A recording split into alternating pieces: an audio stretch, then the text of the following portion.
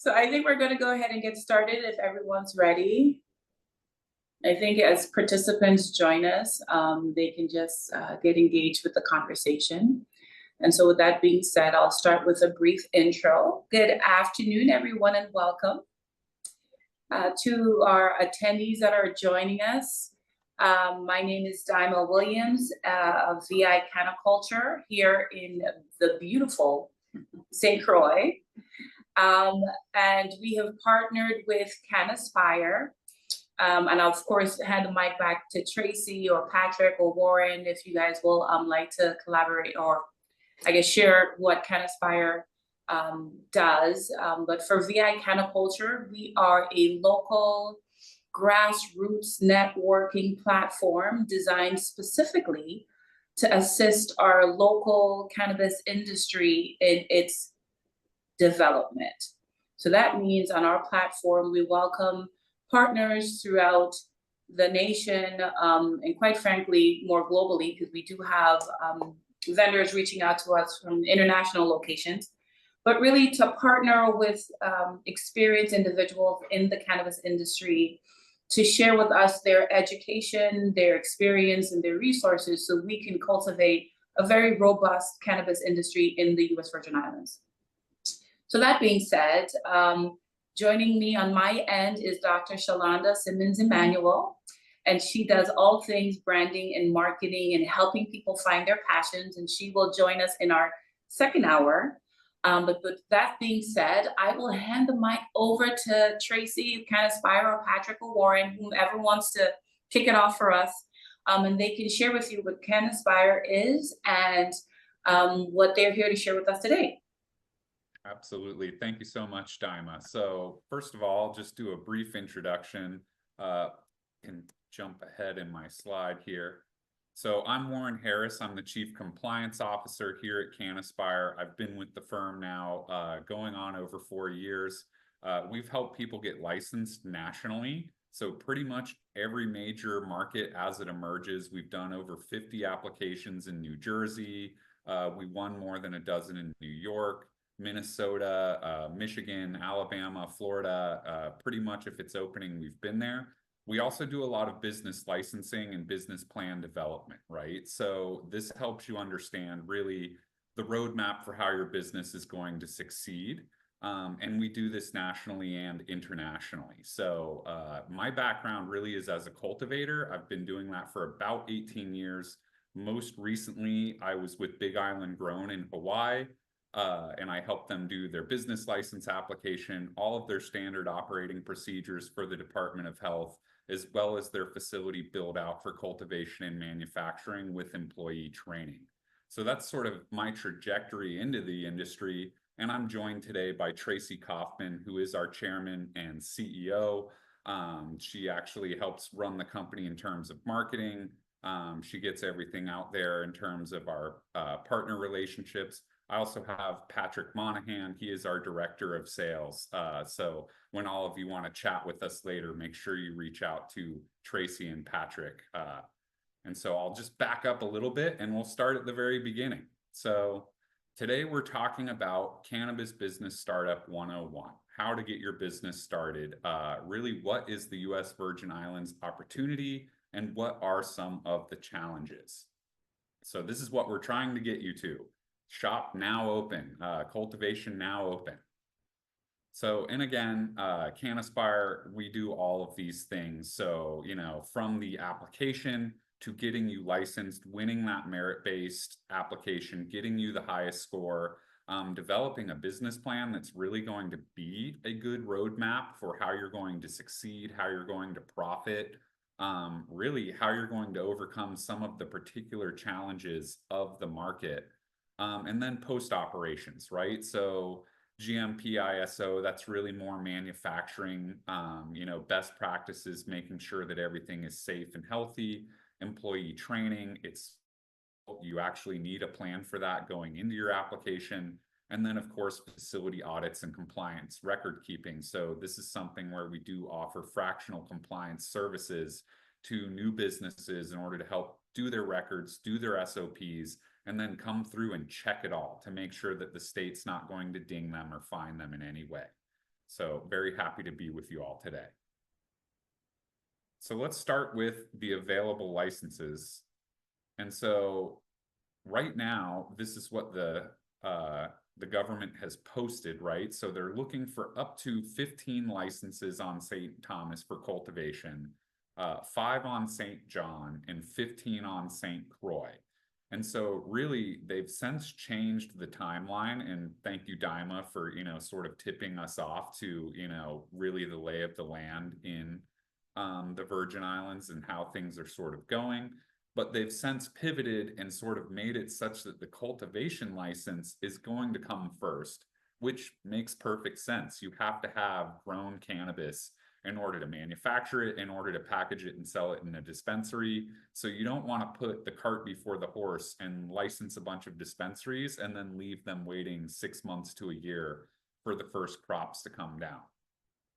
For manufacturer licenses, they did not specify a limit, which I think was smart, because this really allows them to sort of make an estimate based upon what the cultivators are producing, what the need is in the market in terms of these dispensaries, and then how to fill that niche, right? So not every manufacturer is going to be able to do edibles, tinctures, topicals, vape carts, every single formulation.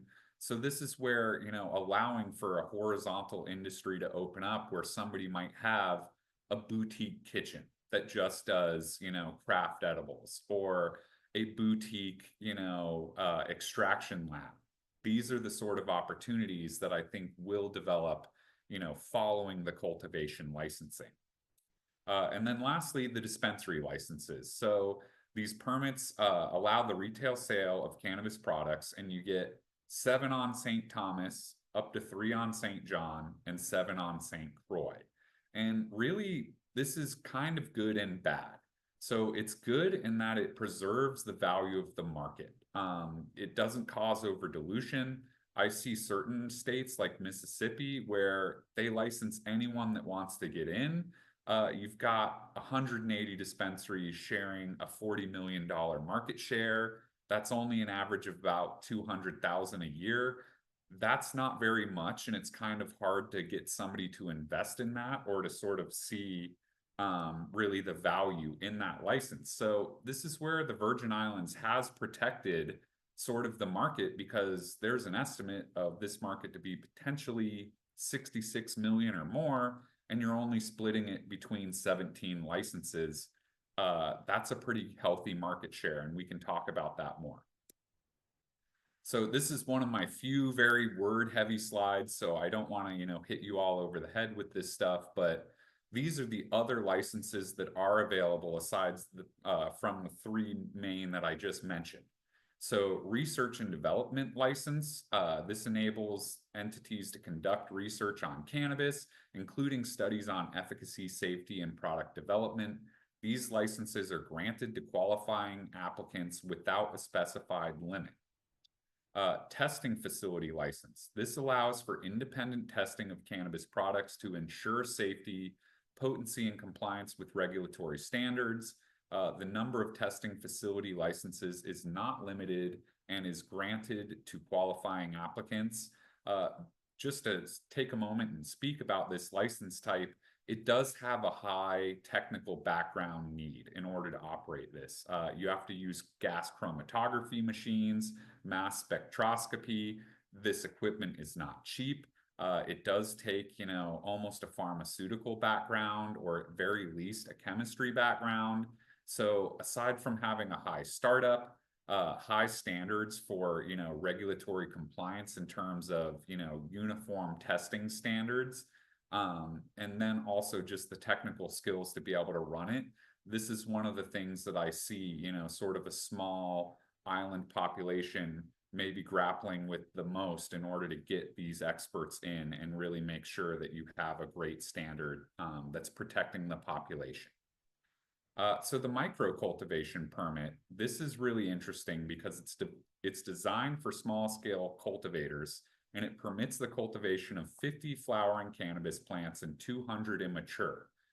So when I see that, I do see the potential opportunity to sell clones or to sell unique strains to other licensed operators. And so this is where you could maybe partner up with one of the big guys and offer them something unique that they don't have time or space in their facility to do the R&D work, and you could actually have a really great side business selling clones. So applicants must have resided in the USVI for at least 3 years and possess a valid farmer's license or be in the process of obtaining one. And these permits will be issued on a rolling basis.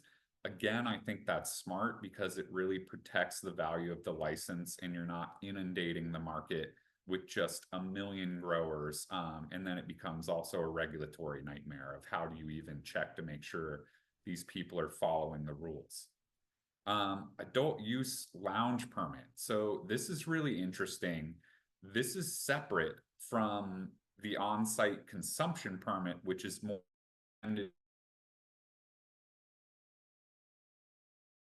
manufacturers, cultivators. So the lounge is a scenario, and I need to look at what the state is going to allow in terms of, the allowance of sale of any kind of alcohol or tobacco on site. These are the sort of issues where you want to make sure that you're very clear about what you're allowed to do in this lounge. And then the consumption permit, this is a unique tourist opportunity in that if you had a farm, you could potentially do tours, give people, fresh cannabis, and then allow them to consume it on site, and maybe even do the cannabis use and temporary use permits.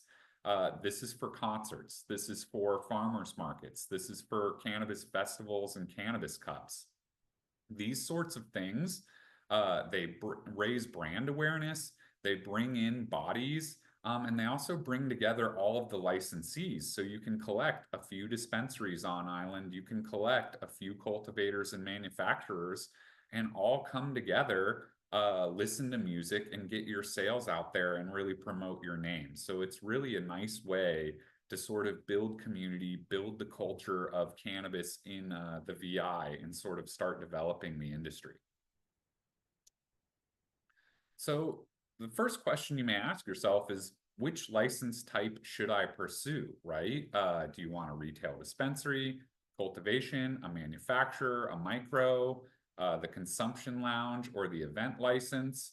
And currently the code states that no business may own more than one license. So to answer this question, I would say, what is your background, right? It's very hard to grow cannabis if you've never done it before.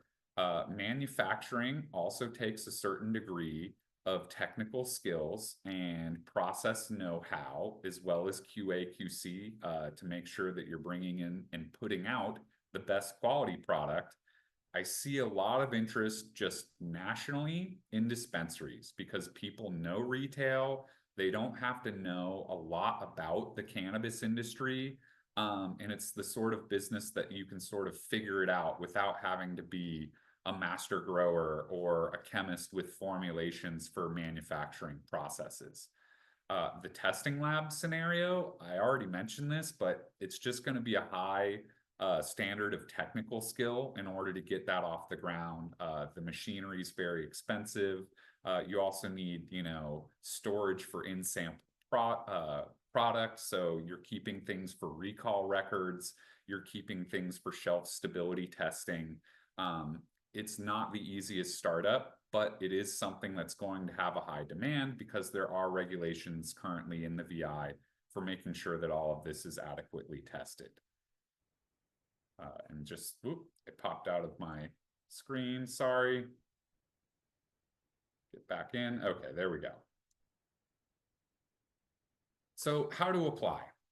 So the application process and residency requirements. The application process is merit-based with licenses awarded to the highest scoring applicants. So really developing your application, particularly your business plan, as it is the most highly scored aspect of this application, that's really going to be key to winning this license. And so you don't really want to wait for the government to drop these application timelines. You sort of want to be ahead of this in case you have any wrinkles when it comes time to apply. You just don't want to miss the boat on that. So applicants must demonstrate compliance with regulatory requirements. This includes security measures, a facility layout, environmental impact plan, your business plan, and even community engagement and workforce development.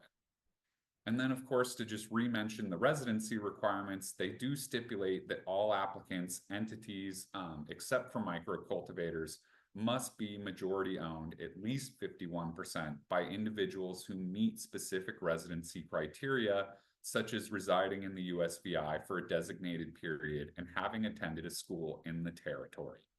So again, double check those residency requirements. If you are taking an investment and you have a large cap table and you have several individuals on it, make sure you've got enough local residents to meet that, or your application's going to be a no-go right off the beginning. So how to apply continued. So this competitively scored application, I've got the points and I'll get into a breakdown on a table in the next slide. But basically the business plan is the highest scored criteria. You will need a site plan with a security layout. This means your door access controls, your vaults and safes, your cameras, all of it. The state will check that before you get opened.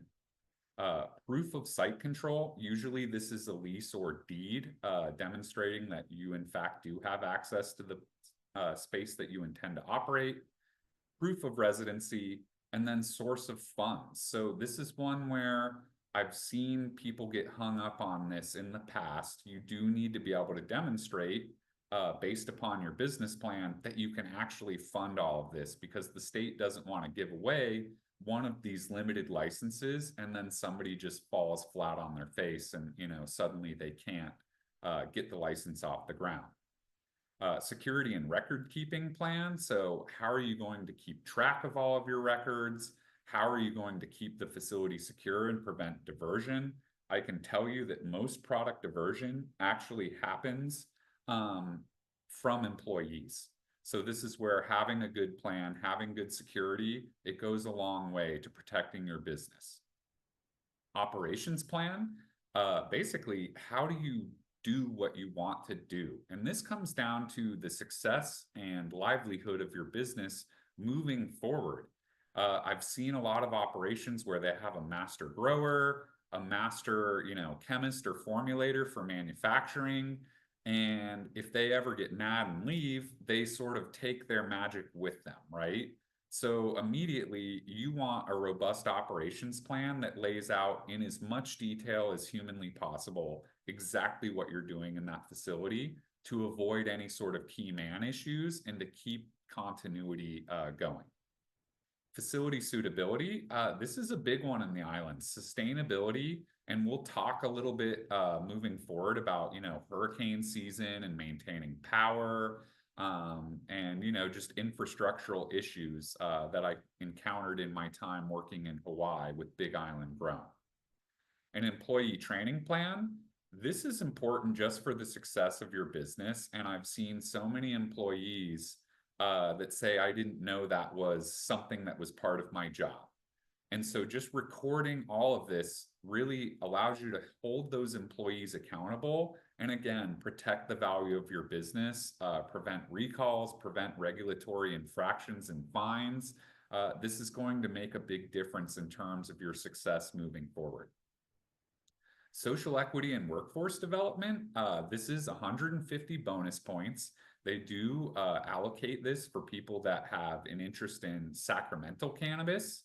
Also for those that have been impacted by previous laws in the Virgin Islands and have previous arrests. I think this is great because you were legacy in the industry, keeping it alive back before any sort of legalization was around. This is an incentive for you to come back. And I just really appreciate that. So I feel like it's going to make some opportunities for some people that maybe had a rough go as just peaceful farmers. Product testing and public safety plans. So again, we need to figure out when and if these testing facilities get up and running. It's kind of a high standard to get them going. but you need to have something in place for recall, for allergy reporting of ingredients, really for how you're going to check for QA and QC, quality assurance and quality control, and make sure that you're not making people sick from your product. And that does include your employees. You are starting to see more cases. There was a death in Massachusetts from cannabis dust in a manufacturing facility. So, as cannabis becomes more widespread, you're going to start to see OSHA, you're going to start to see public health become a more focused issue. So it's always good to have a methodology of prevention rather than trying to put out fires after the fact. So here's the scoring of applications broken down. It is 1,000 total points with 150 bonus points. These bonus points are for those that have been impacted by the criminal justice system for cannabis-related offense, members of religious groups adversely affected by law enforcement due to sacramental cannabis use, and then majority-owned women or service-disabled veterans. I think this is great. I think it actually helps to create more diversity in the industry.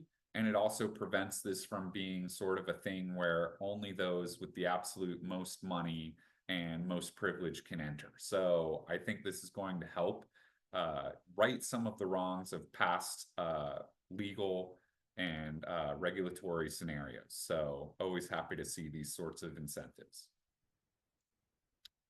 So the business plan scorable criteria, and we will focus on this a little bit more after I open it up to a little Q&A here in a moment. But really, this is the highest scoring aspect. So I think this is something definitely worth, taking a little time to dive into. So ownership structure, make sure that you lay out, who owns what. You're going to need an org chart. You're going to need your operating agreement. I would recommend working with a local lawyer in the US Virgin Islands to develop that operating agreement. I have had clients that they won their license and divorced a week later, and immediately that operating agreement comes into focus, right? So this is not just for you to win your license, it also protects you, and again, the continuity of your business moving forward. Funding sources. So you need to disclose all of this, and it also demonstrates that you are financially stable and have sufficient capital in order to do this. Your operational timeline. No one wants to license an entity and then hear that it's going to be 2.5 years for them to get up and running. We want the state to start making their excise taxes. We want to start getting people interested in developing this industry right away. So laying out a realistic plan for how you're going to enter that market, it makes a big difference. Your market entry strategy, really analyze which island you're on, what are the target markets, what are the customer demographics, what's the average size of sale in a dispensary, and then start thinking about your marketing and sales strategies. And don't be afraid to talk to Dr. Shalanda about how she can help you get the absolute best marketing and sales strategies from somebody that's local that really knows the community. So community engagement, this is really what you're going to give back. And so what I always caution people on their application is, do not promise anything that you actually can't deliver on when it comes time to get up and running. So cultivators, they love to say, we're going to build a sustainable grid, and we're going to make, these big solar panels that are going to reduce our power needs and also help support the community. That stuff is timely. There are zoning requirements, and not only that, they're expensive. So what you don't want to do is say, in the first quarter, we're going to build all of this stuff, and you haven't even made your first dollar off of your first crop. So again, be realistic, think about what your actual impacts are on the community and how you're going to mitigate those, because these are going to be the first questions that you're going to get from any of the local municipal officials. What are you going to do if your dispensary has a smell problem? What are you going to do to prevent break-ins and theft? How are you going to make this a safe industry? And then lastly, compliance and regulatory adherence. So strategies to ensure ongoing compliance with USVI cannabis regulations, protocols for record keeping.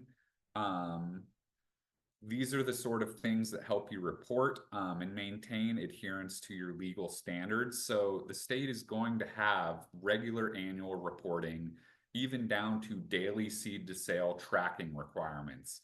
And so this is where setting this up in your business plan, sort of having a plan for who's going to take the records, how you're going to do this, and when, it demonstrates to the state that you know what you're doing and that this is going to be a sustainable business.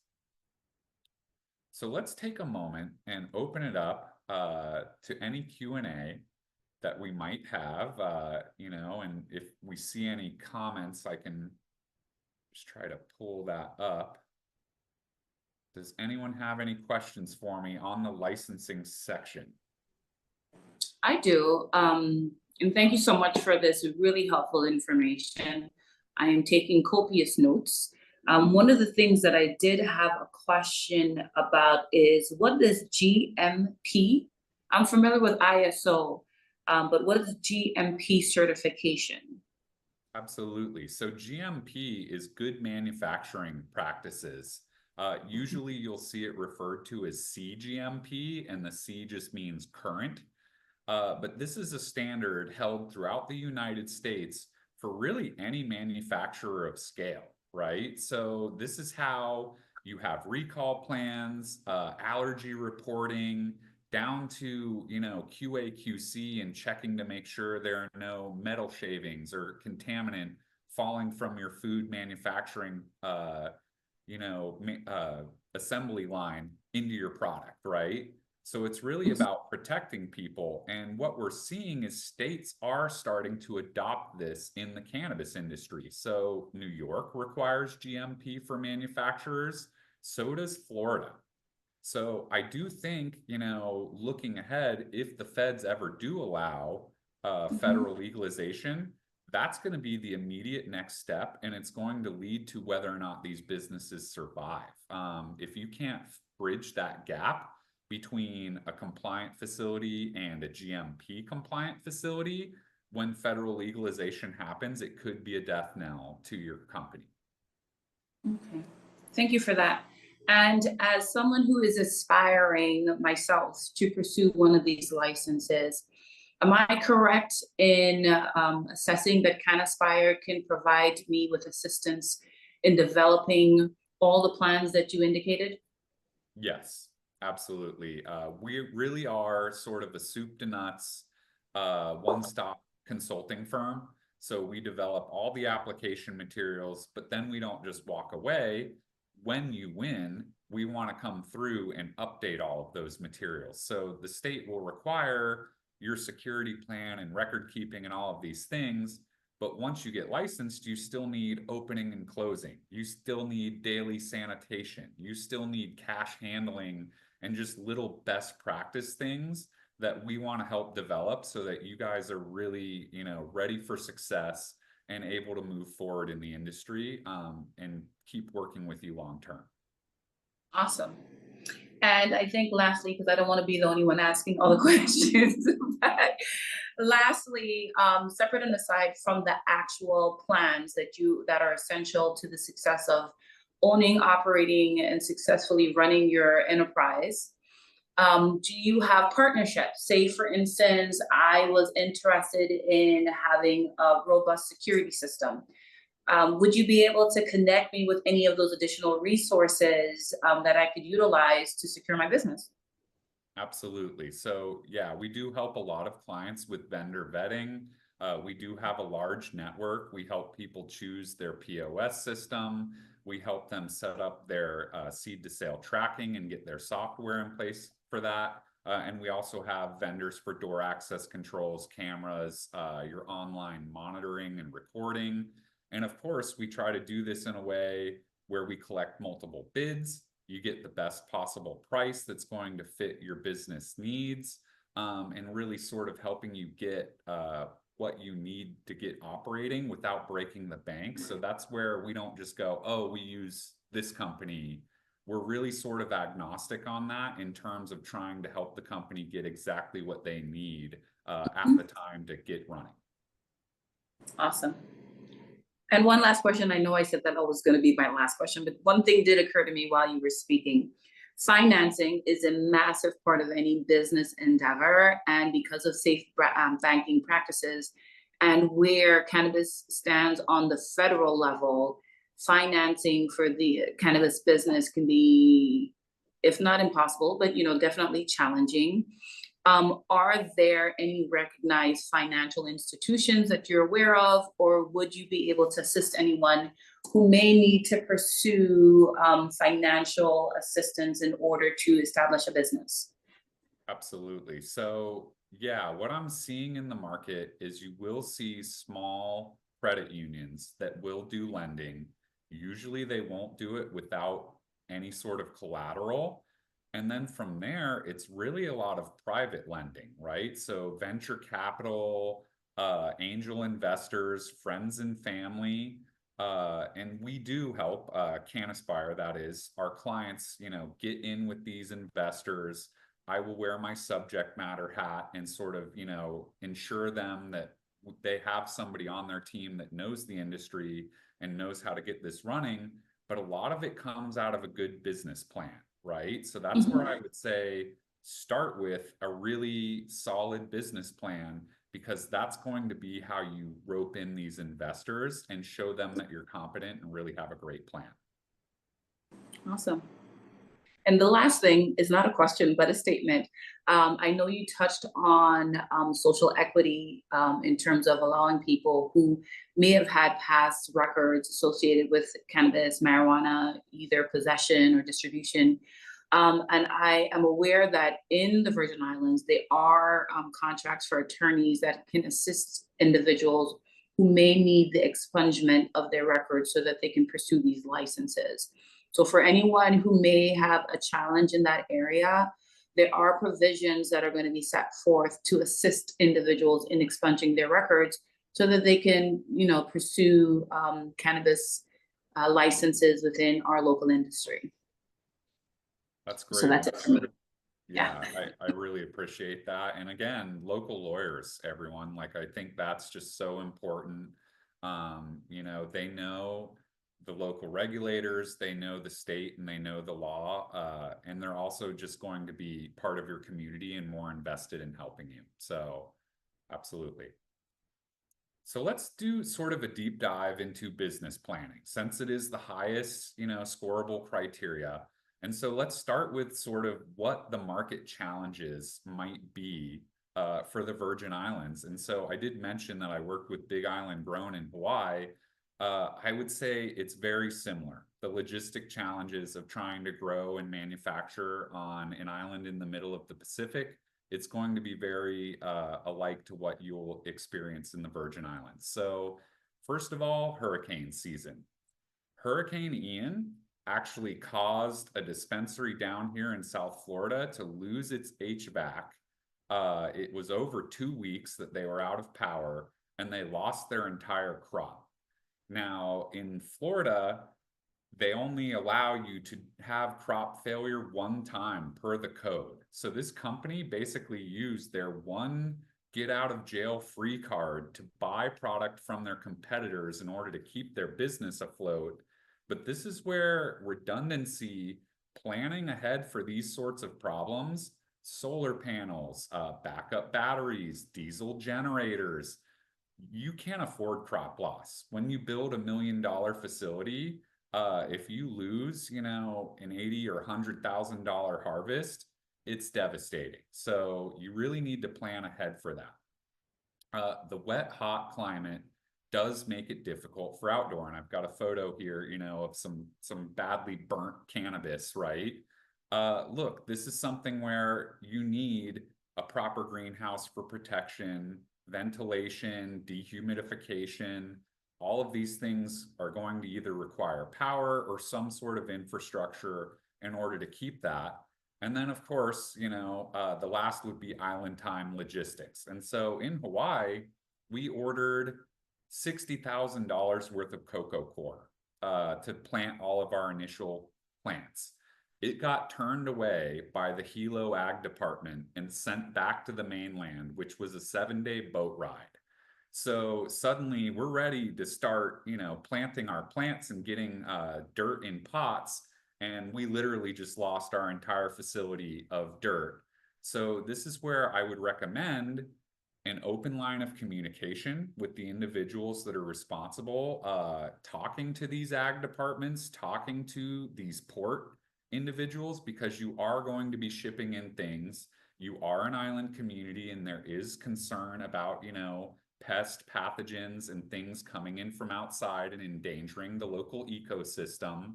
So you have to be really considerate, because almost everything you're going to be ordering is going to be coming from off island. So long lead times, plan ahead, and have multiple sources. Vendor vetting, folks. So what are your startup costs for this type of business? And so really, in the front end, it's going to be licensing and legal. Again, you need an operating agreement. I would say develop your business plan and pitch deck ahead of time so that you can approach investors, and so that if you need to make any changes ahead of application, you have that ready. And then, of course, developing the business license application. Even if you write your own business license application, it takes you time. I would recommend having an expert review it at very least to make sure that, it's up to snuff and maximizing your score. And then, of course, any state and municipal fees, right? So you have to pay your application fee. So make sure you're prepared for that. So, of course, seed to sale tracking, right? So if any regulators do see this recording, I would highly recommend Metric. I've had nightmares with BioTrack in Hawaii and New York.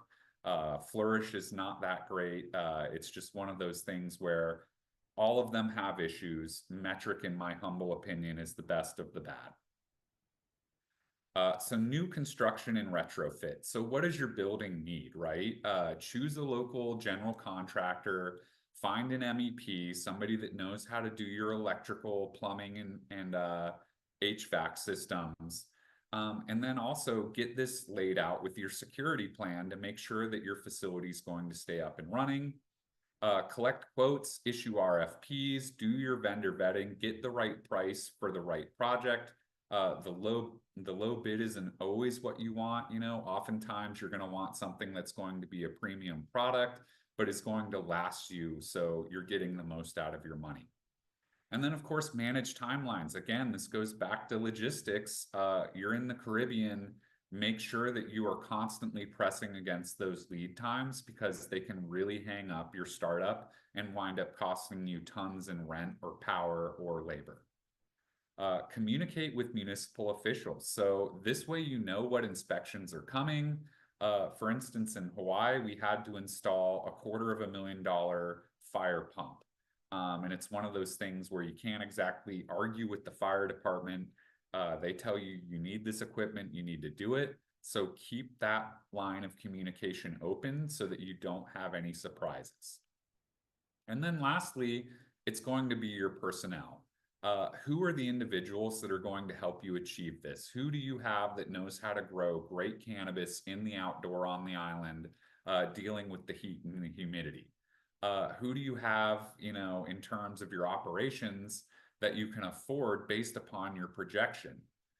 What are your key performance indicators? So a dispensary, it might be, what is the average purchase size for people coming in? You really want to know that. How much time is a bud tender taking with customers on the floor? If somebody is taking a little longer, but it results in a higher sale, then that's your best bud tender. If somebody's getting great sales and getting them in and on the floor, that's a valuable skill to have. So you definitely want to weigh those things. And then hire and train your employees to prepare them to open your facility. So this is where, you need to be ready at least a month to 2 weeks before you open to start paying payroll, because you don't want to train people after you've already opened and licensed. So, and here is a sample of a personnel plan.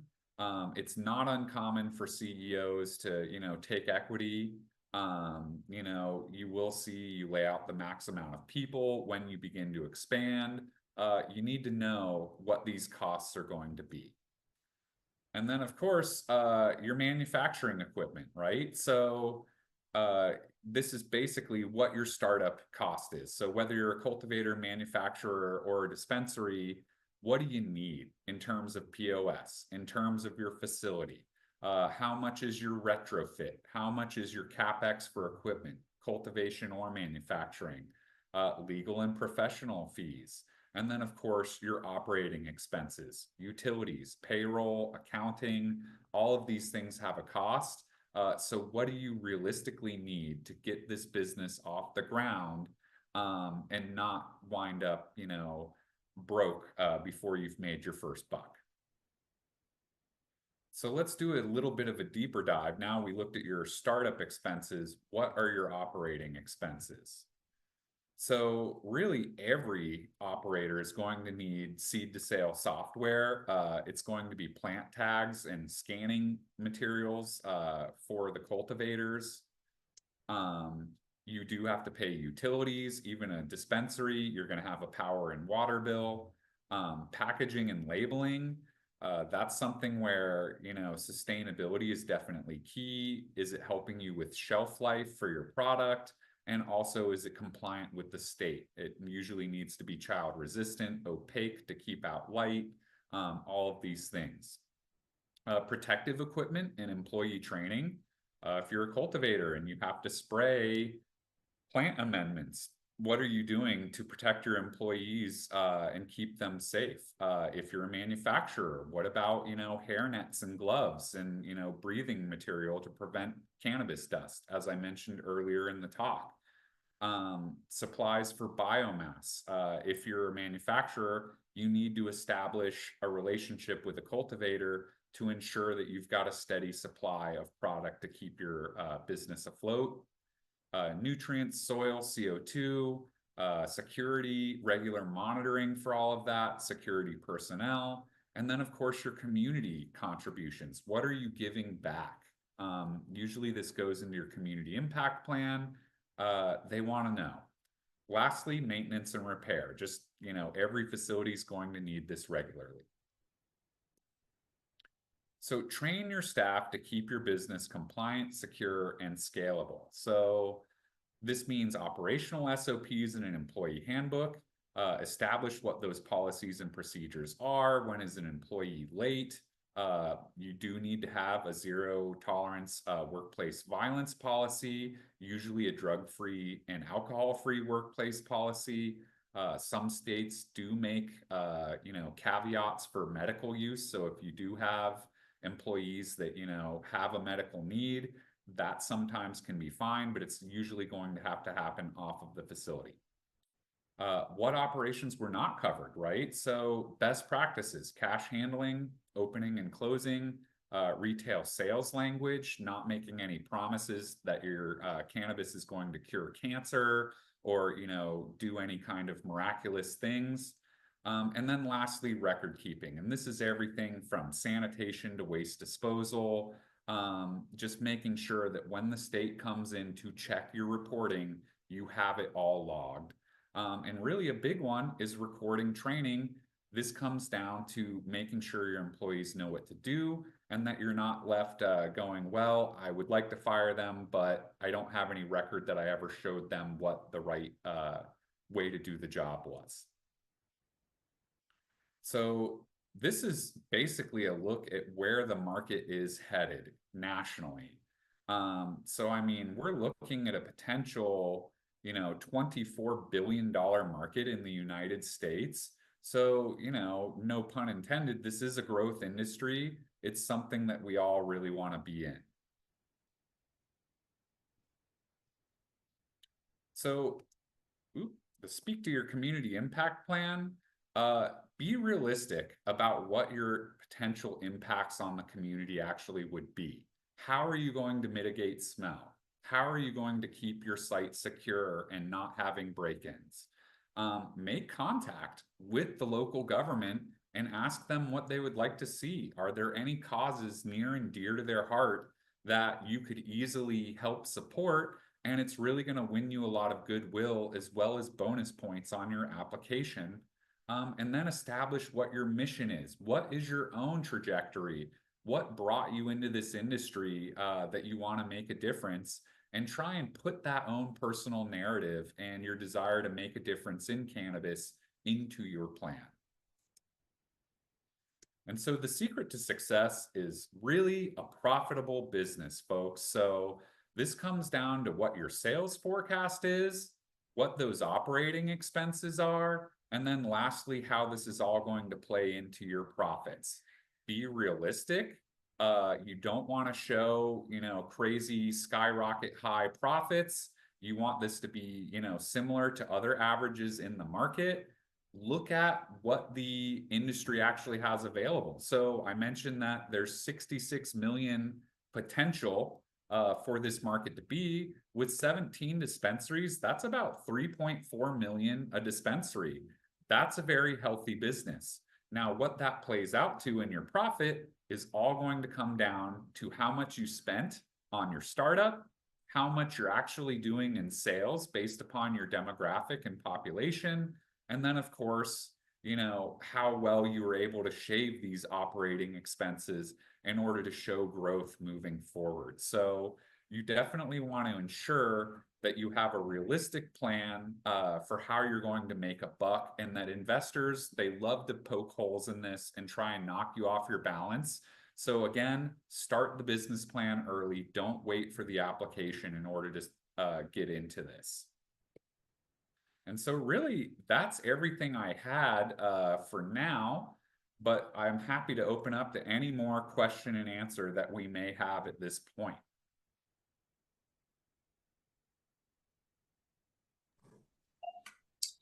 I have more of a statement than a question, something that you touched on, but not necessarily elaborated on, because you're really focused on the licenses specific to cannabis business.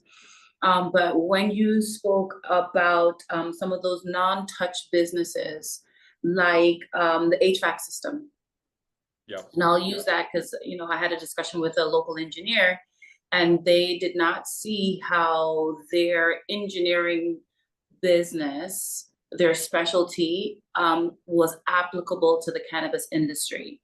And much like security systems, engineering, HVAC systems, these are all non-cannabis touch businesses, but it would be helpful to connect with someone who is experienced in the cannabis industry to help people navigate in terms of how their non-touch business is applicable to the cannabis industry. And so I know that's not necessarily what you were focusing on, because this was really specific to licensing, but there are a lot of businesses, as we're going to segue into branding and marketing, that are not necessarily cannabis focused, but cannabis adjacent. And it is helpful to connect with individuals like yourself who have experience that can help guide them into how they can flourish within the cannabis space. That's a great point. So I see a lot of, especially HVAC companies, they want to sell really, really big, expensive systems. And now the problem is you're trying to start a company on a budget, right? So it's trying to work with somebody that's actually set up one of these facilities and understands the needs, and also can help have that redundancy because, island infrastructure, power goes out, you need backup. Crop failure is not an option. So you really can't have your HVAC go out for even a whole day. So usually what I recommend is that they work with a consultant, somebody that knows how to cultivate, somebody that knows the needs of the manufacturing facility, to help vet these vendors, right? And start understanding, how to work with them and keep costs down while also getting what you need. So a good example is, if you have a giant central HVAC system on a cultivation site, the problem is if that goes down, your whole facility is down. So I usually recommend, especially for startups, do a ton of mini splits and keep everything as modular as humanly possible. And then you can replace those mini splits as needed and you're dealing with one AC unit, not the entire facility when it goes down. It's either that or you need two HVAC systems, right? One big one little one that's going to carry you while the other one gets serviced in the event of any kind of shutdown. So this is really where I would encourage people to get an expert, somebody that knows what your facility needs are, and is willing to work with these vendors to help you get sort of the best price and a realistic plan. Because people that want into the startup, the HVAC guy goes, oh no, this is the best way, you know, to lay out your facility. And also it's going to cost a whole lot of money. That can be really detrimental to a startup. So knowing how to navigate this makes a big difference.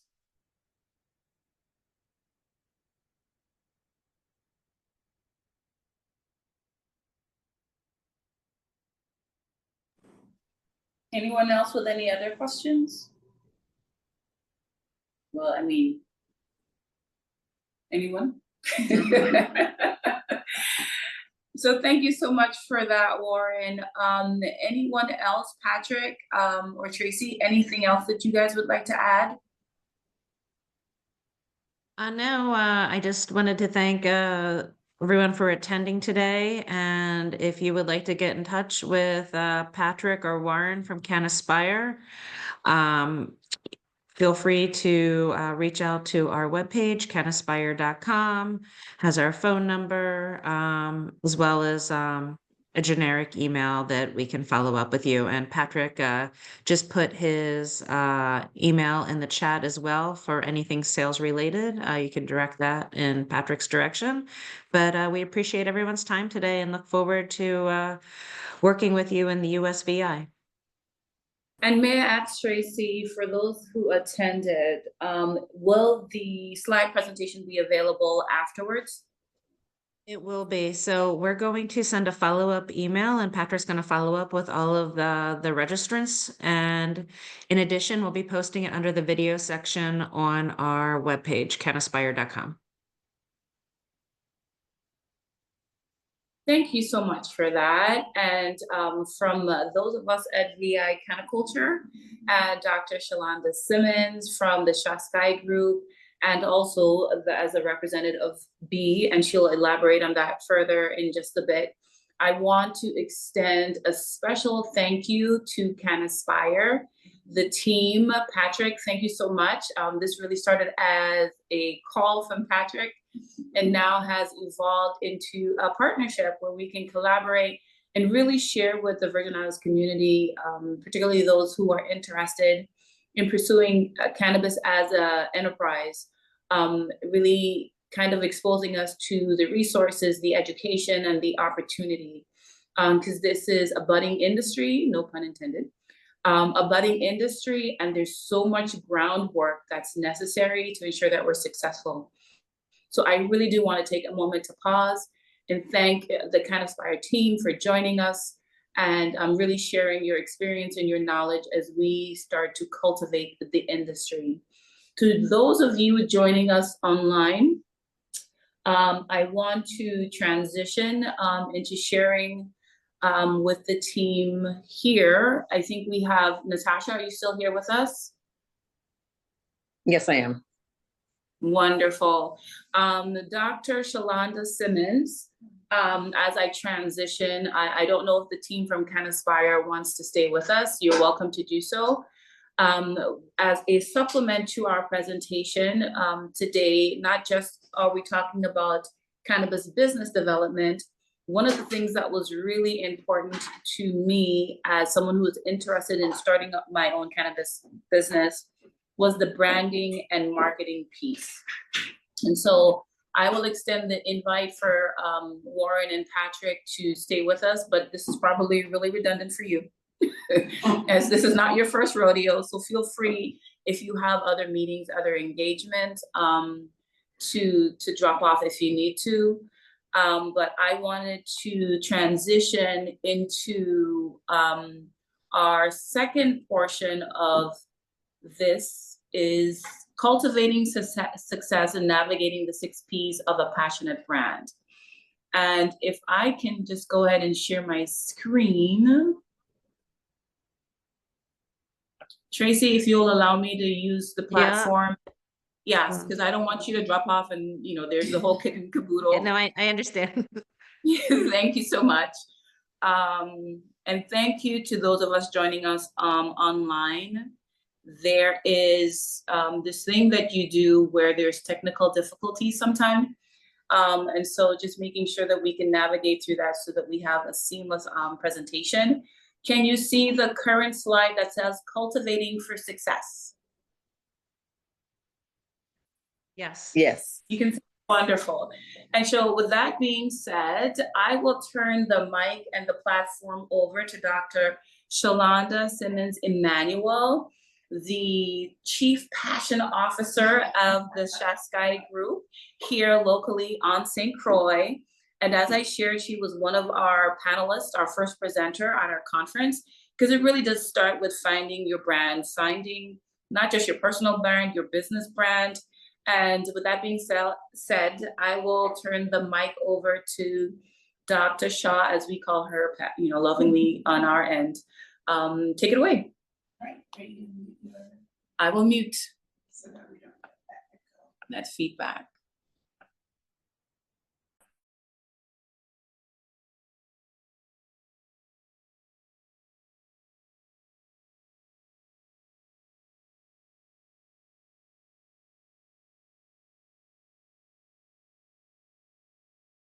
Okay, hey, good afternoon.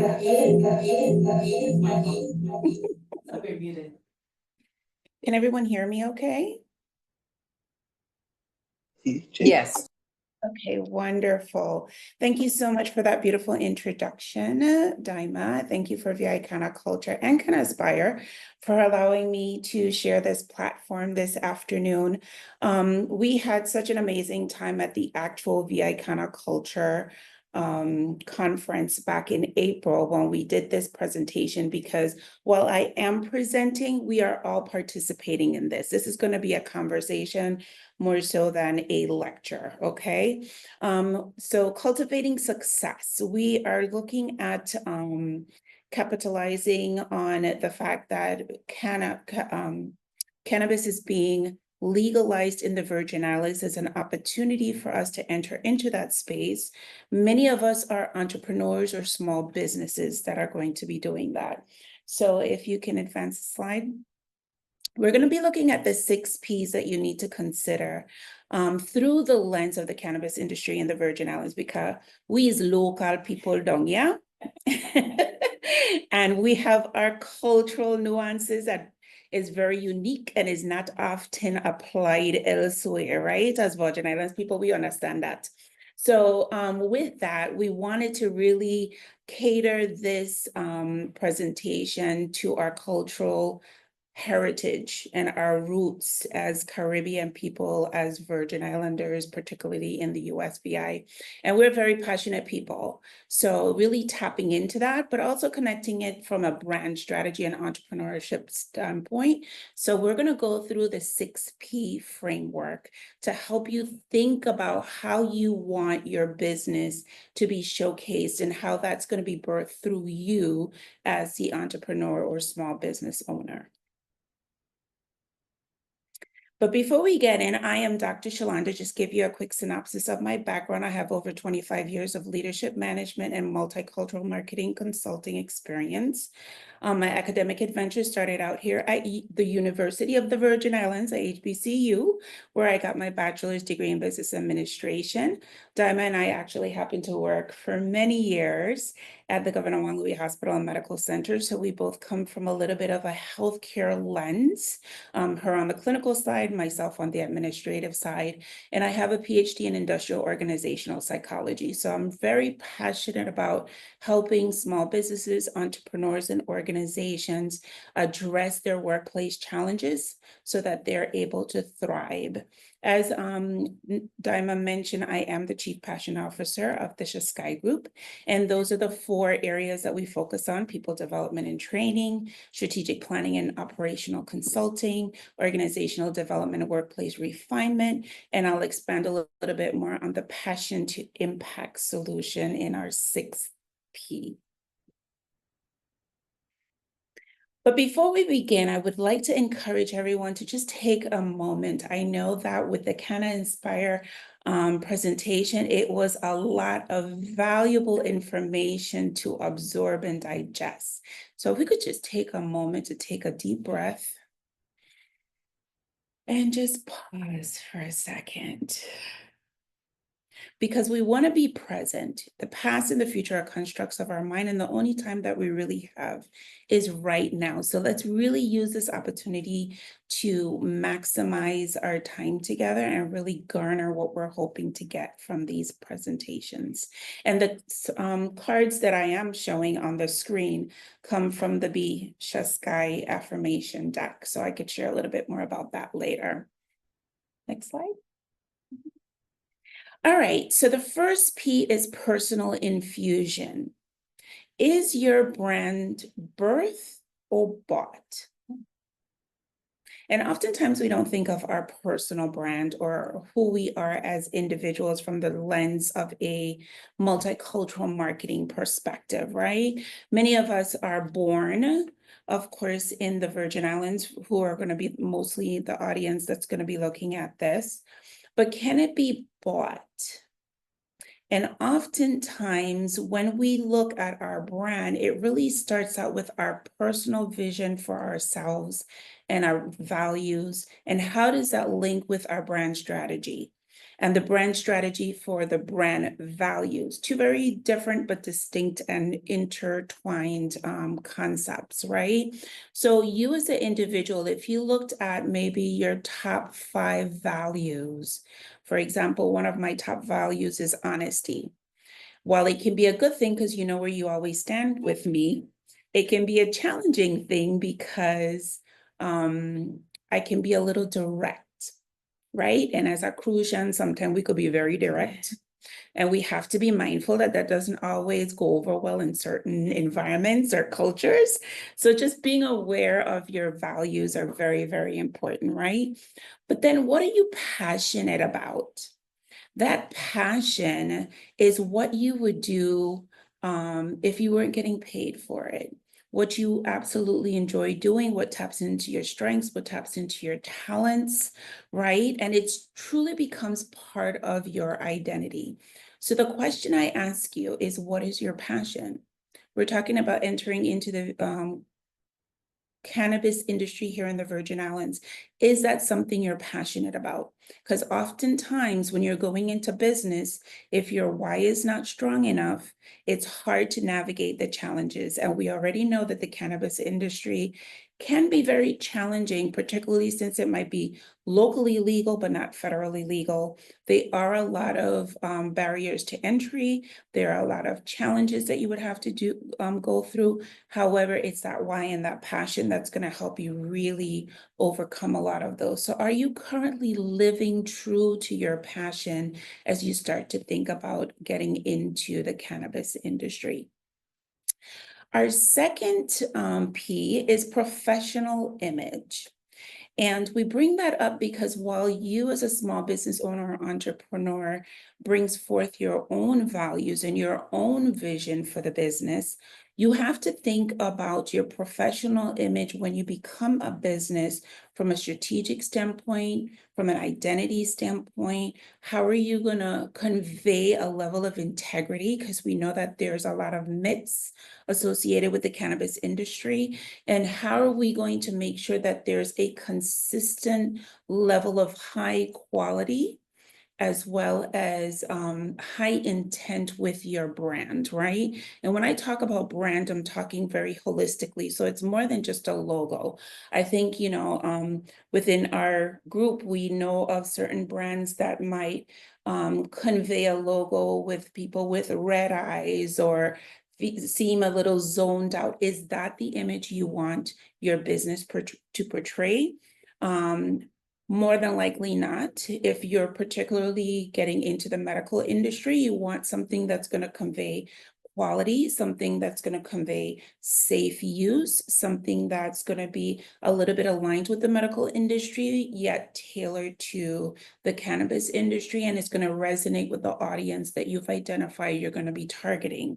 So you need to take all of those things into consideration as you're thinking about your professional brand, right?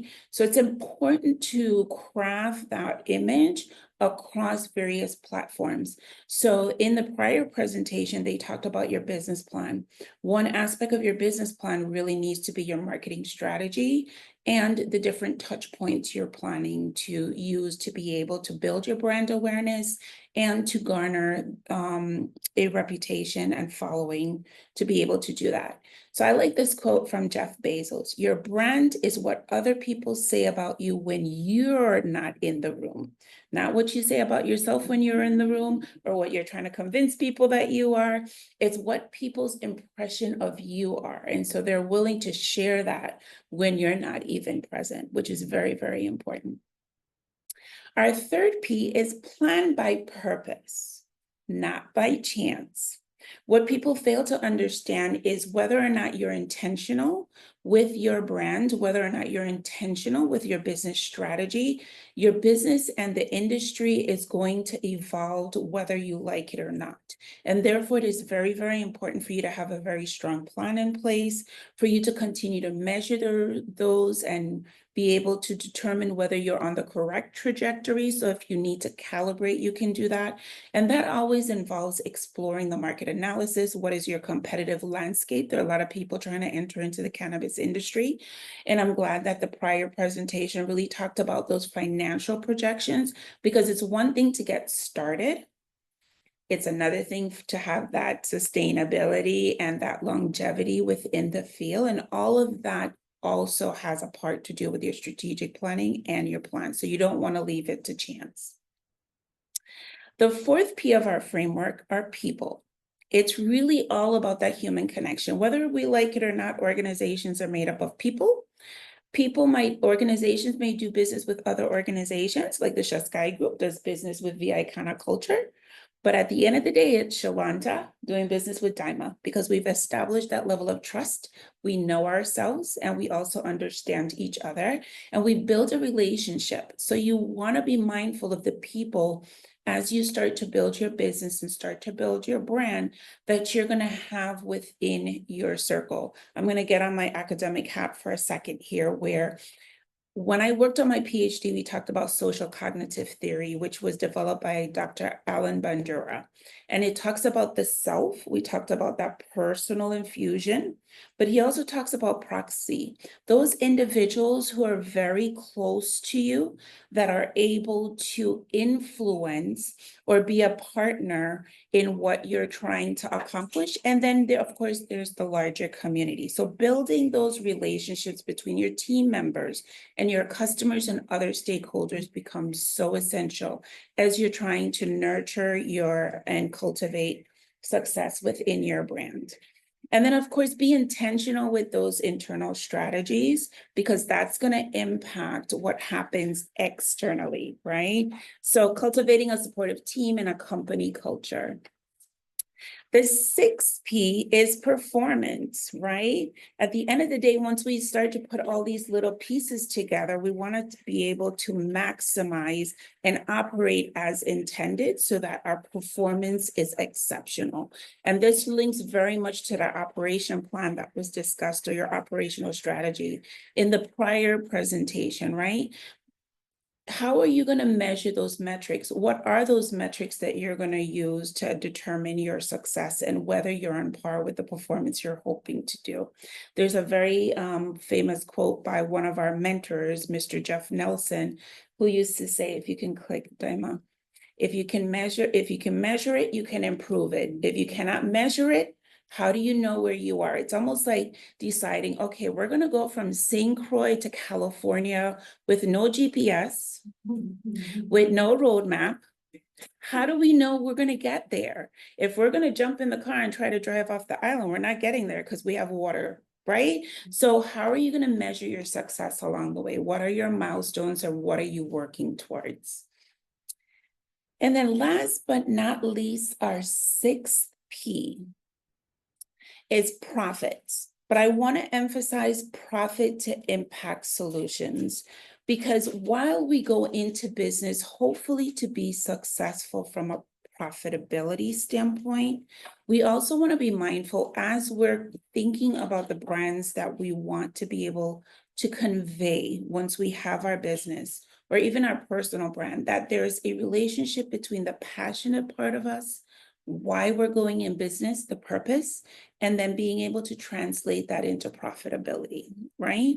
So really implementing strategies that maximize revenue and minimize costs. Now, I'm going to get on my little soapbox for 1 second. We also have to be mindful that we come from a very small community. And while we're trying to gain profits, we also must be very mindful of the impact that our business has on our community, right? We don't want profits to be at the detriment of our community, of future generations. I think we have to get away from that and really get to a point where profits and impact are aligned, both are working well, but the impact we're having to the community is to better it, not to take away from it. So be cognizant of the impact you have as you're focused on your profits, and really emphasize the importance of sustainable growth and long-term financial health. So here's the recap. The 6 P's to a passionate brand is 1, personal infusion, comes from you. 2, what is your professional image that you're hoping to convey for the brand? And that can go as fundamental as your logo, your color selections, your type font, basically your branding guidelines, all the way up to your branding strategy, the kind of relationships or strategic partnerships you get into. What is your community corporate responsibility strategies that's tied to the brand? All of that is included under that. 3 is to plan by purpose, not by chance. We want to be intentional with how we're going about this. 4, it's about the people. It's really those human connections from your internal team to the vendors that you're going to be working with the other stakeholders within the industry, as well as others that are beyond the industry, that will have an impact on your business. Your performance is the 5th P. Right? You want to track how you're operating. You want to be able to have those quarterly goals and be able to make sure that you're aligning your monthly, your quarterly, and your annual goals to your more long-term 3- and 5-year strategic planning goals. And then profits to impact solutions. Yeah, we want to make money, right? Let's be real. A lot of us are going into the cannabis industry because of those trending upward, the growth potential from a financial standpoint that we're seeing, right? But we want to be mindful of the impact that we're having within the communities and the individuals that we're working with. So when you put all of that, that was viewed through the lens of the cannabis industry and the VI, tying it back to your passion, right? Connecting your brand strategy and entrepreneurship, and just being mindful of the 6 P framework. So I close by saying, as you start this journey that begins with 1 step, but probably will entail many, many more steps thereafter, you want to be passionate, right?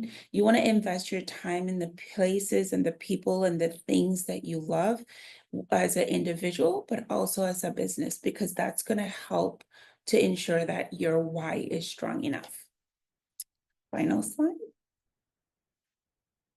So I ask you as we leave, what is your passionate brand saying? So I challenge you to reflect on your brand. If you have one already, this is a good time for you to take an assessment, right? Do an audit to see if your brand is actually conveying what you're wanting it to convey, and actually to be able to get feedback from others, right? To see how it's landing with other people that you may trust. Reflect on your brand. What is it telling others about you and your business? What are tangible ways of ensuring brand integrity and recognition? And then remember to infuse your passion into your brand identity and business culture. And then I just want to end this with saying, be grateful, right? I am guilty of this. My daughter, who happens to be my business partner, also reminds me to celebrate the little successes and the big ones, right? Oftentimes we keep changing the goalpost as we accomplish something. Let's take a moment to just be grateful to celebrate that, to celebrate the success of others, because there's enough abundance in this industry and universally for all of us. And I would like to end with saying thank you. If you would like to reach out to us, there is our contact information. I am Dr. Shalonda, and on the pictures, my daughter and my Chief Administrative Officer, Shaskia. We're just so happy to be here. And if you have any questions, we are willing to answer. And if not, thank you so much. Awesome.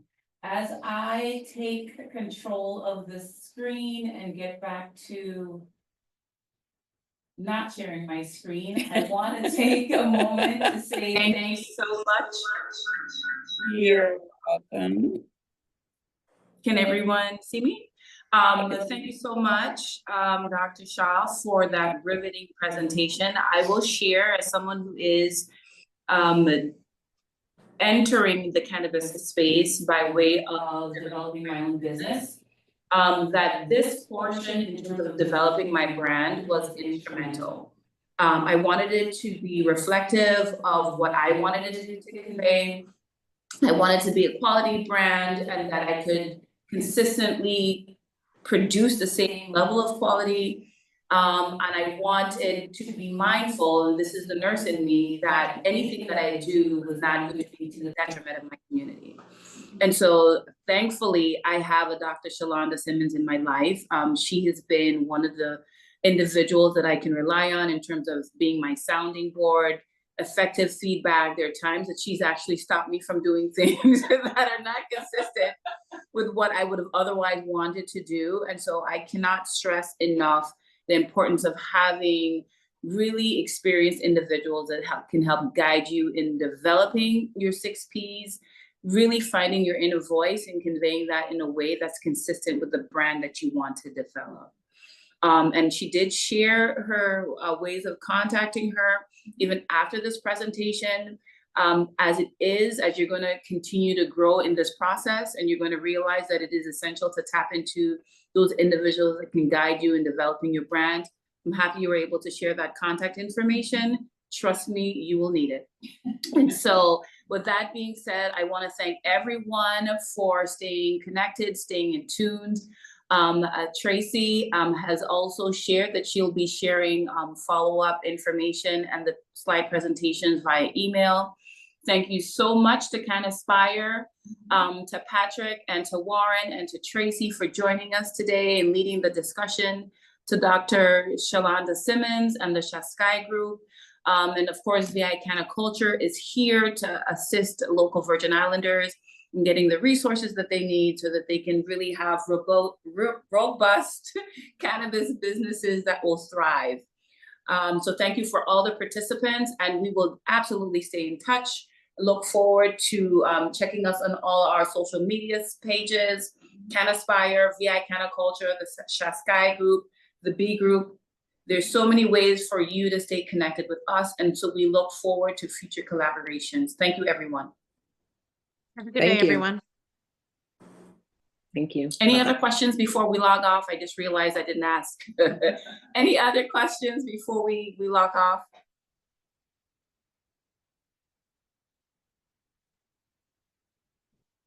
Going once, going twice. I think that's a wrap. We'll be in touch. Thank you, everyone.